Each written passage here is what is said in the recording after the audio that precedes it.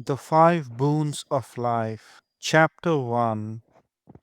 In the morning of life came a good fairy with her basket and said, "Here are gifts. Take one, leave the others, and be wary, choose wisely. Oh, choose wisely, for only one of them is valuable." The five gifts were fame, love, riches, pleasure, death. The youth said eagerly, "There is no need to consider," and he chose pleasure. He went out into the world and sought out the pleasures that youth delights in. But each in its turn was short lived and disappointing, vain and empty. And each departing mocked him. In the end, he said, "These years I have wasted. If I could but choose again, I would choose wisely." Chapter 2. The fairy appeared and said, "Four of the gifts remain.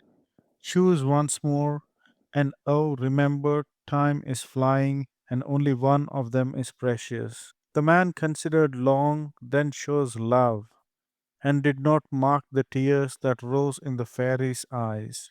After many, many years, the man sat by a coffin in an empty home, and he communed with himself, saying, "One by one they have gone away and left me, and now she lies here, the dearest and the last. Desolation after desolation has swept over me.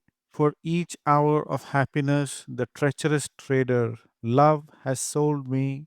I have paid 1,000 hours of grief. Out of my heart of hearts, I curse him." Chapter 3. Choose again. It was the fairy speaking. "The years have taught you wisdom. Surely it must be so. Three gifts remain.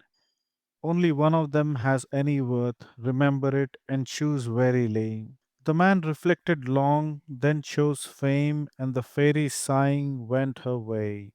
Years went by, and she came again and stood behind the man where he sat solitary in the fading day, thinking. And she knew his thought. My name filled the world, and its praises were on every tongue, and it seemed well with me for a little while.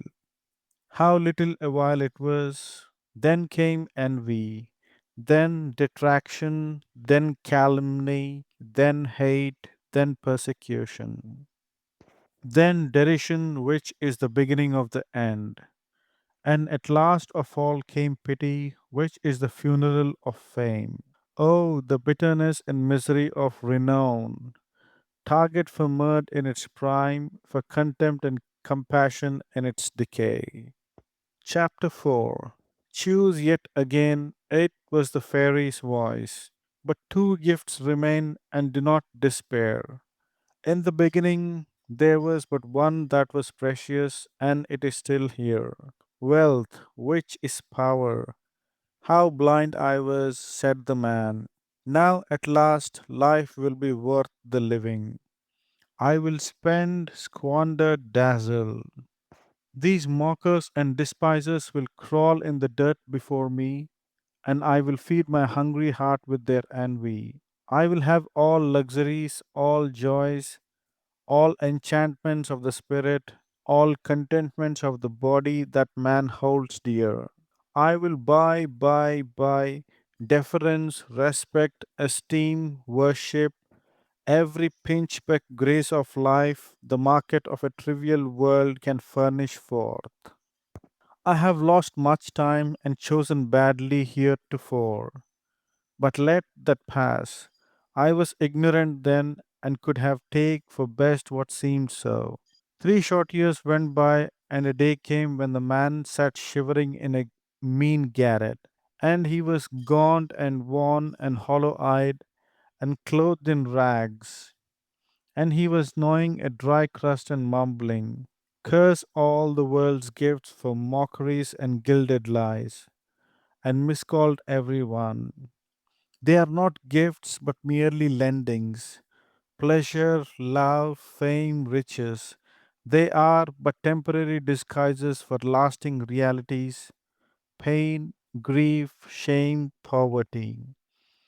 The fairy said true. In all her store there was but one gift which was precious, only one that was not valueless. How poor and cheap and mean I know those others now to be, compared with that inestimable one, that dear and sweet and kindly one, that steeps in dreamless and enduring sleep the pains that persecute the body, and the shames and griefs that eat the mind and heart. Bring it, I am weary, I would rest.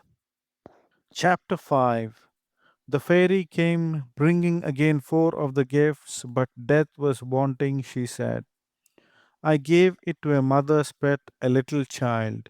It was ignorant, but trusted me, asking me to choose for it.